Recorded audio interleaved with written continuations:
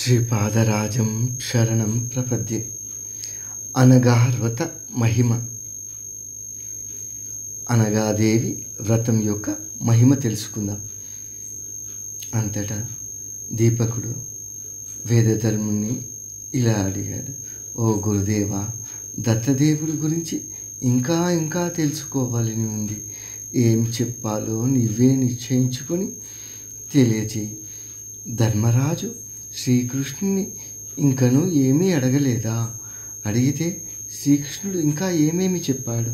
ఆ రహస్యాలు అన్నీ తెలుసుకోవాలని ఉంది, దయచేసి చెప్పండి అన్నాడు దీపకుడు. దీపకుడి అభ్యర్థన మేరకు వేదధర్ముడు ఇలా చెబుతున్నాడు. తాను చెబుదామనుకుంటున్నదే శిష్యుడు అడిగాడు. సంబరపడి ఆరంభించాడు. నాయనా దీపక, శ్రీకృష్ణుడు ధర్మరాజుకు చెప్పిన అనగార్వత మహిమ ఆలకించు. ధర్మరాజా, అనసూయాత్రి దంపతులకు విష్ణు అంశతో దత్తాత్రేయుడు జన్మించాడు. అతడి ప్రియురాలి పేరు అనగాదేవి, అంటే లక్ష్మీదేవియే అనగాదేవి. వీరికి 8 మంది సంతానం. అవి అష్టసిద్ధులే కుమారులుగా అవతరించాయి. ఒకప్పుడు జంబాసురుడి దాటికి తట్టుకోలేక ఇంద్రాది దేవతలందరూ అమరావతిని వదిలి బ్రతుకు జీవుడా అని పలాయనం చిత్తగించారు. సహ్యాద్రి మీద తపస్సు చేసుకుంటున్న దత్తాత్రేయుణ్ణి శరణు వేడారు. వారిని తరుముకుంటూ రాక్షసులు వెంటపడి వచ్చారు. దత్తాత్రేయుడు అనగాదేవి సహితుడగా యుక్తిగా ఆ రాక్షసులందరినీ సంహరింపజేసి దేవతలను కాపాడాడు. ఇంద్రుడికి సింహాసనం అప్పగించాడు. ఈ దత్తయోగీంద్రుడు యోగ మార్గం అవలంబించి 1000 సంవత్సరాలు తపస్సు చేశాడు. కళ్ళు తెరచి భ్రూమధ్య స్థానంలో దృష్టి నిలిపి 3000 దివ్య సంవత్సరాలు బ్రహ్మోత్తరమనే దివ్య తపస్సు చేశాడు. కాష్టంలాగా పర్వతశిలలాగా నిశ్చలంగా నిలబడి ఊర్ధ్వ బాహు అయి తపస్సు సాగించాడు.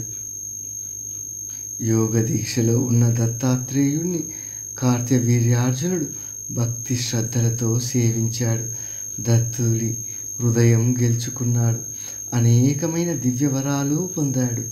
దివ్యరథం, సహస్ర బాహువులు, సహస్ర ఆయుధాలు, ఒక్కటేమిటి, ఇలా అనేక వరాలు పొందాడు.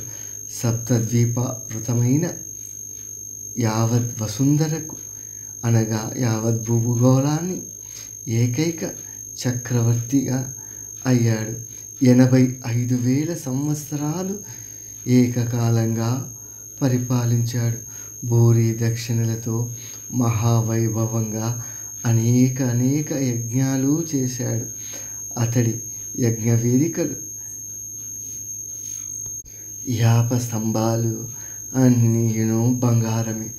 అతడి ఏలుబడిలో ప్రజలు అపూర్వ సుఖాలు అనుభవించారు.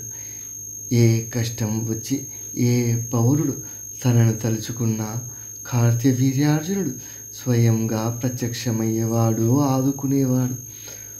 ఒక్కసారిగా 7 దీవుల్లోనూ ఎక్కడైనా ఎవరికైనా స్మరిస్తే చాలు, కార్తవీర్య అంటే చాలు, ప్రత్యక్షం అయ్యేవాడు. తానే పశువుల్ని కాసేవాడు. పర్జనుడై వర్షించేవాడు. ఇటువంటి అద్భుత శక్తులు అనేకం అతడికి అందించాడు దత్తస్వామి. యోగ మార్గంలో కూడా నిష్ఠాతుణ్ణి చేశాడు. కర్కోటకుణ్ణి తెచ్చి ఈ కార్తవీర్యుడు తన రాజధాని మహిష్మతికి కావలి పెట్టాడు. ఒకనాడు ముచ్చటపడి అనంతపుర కాంతలతో జలకాలాడుతూ తన 1000 బాహువులను నర్మదా నది ప్రవాహానికి అడ్డుకట్ట వేశాడు. ప్రవాహాన్ని వెనుక దారి పట్టించాడు. సముద్రాన్ని ఒకసారి ఇలాగే అల్లకల్లోలం చేశాడు. ముల్లోకాలను గడగడలాడించిన దశకంఠుణ్ణి రావణాసురుని అవలీలగా బంధించి కారాగారంలో పడేశాడు. ఆ తర్వాత పులస్య బ్రహ్మ అంటే రావణాసురుడి తాత స్వయంగా వచ్చి కార్తవీర్యుణ్ణి బ్రతిమాలి రావణుణ్ణి విడిపించుకు వెళ్ళాడు. ఒక పర్యాయం ఆకలిగొన్న విప్రరూపంలో చిత్రబాణుడు అర్థిస్తే అతడికి యావత్ భూగోళాన్ని భిక్షగా సమర్పించాడు ఈ కార్తవీర్యార్జునుడు. మొత్తం భూగోళాన్ని అగ్నిబాణ రూపంలో భక్షిస్తుంటే తాను చూస్తూ నిలబడ్డాడు. అప్పుడు వశిష్ఠ మహర్షి తన 1000 సంవత్సరాలు తపోదీక్ష నుండి జల సమాధి నుండి యువతలకి వచ్చి పరిస్థితి గమనించి కార్తవీర్యార్జున్ని శపించాడు.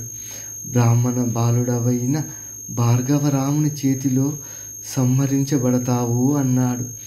దత్తాత్రేయుడి నుండి తాను వరంగా పొందిన మరణ విధానం ఈ శాపం సంపాదించడంలో కార్తవీర్యుడు సంబరపడ్డాడే కానీ దిగులు పడలేదు.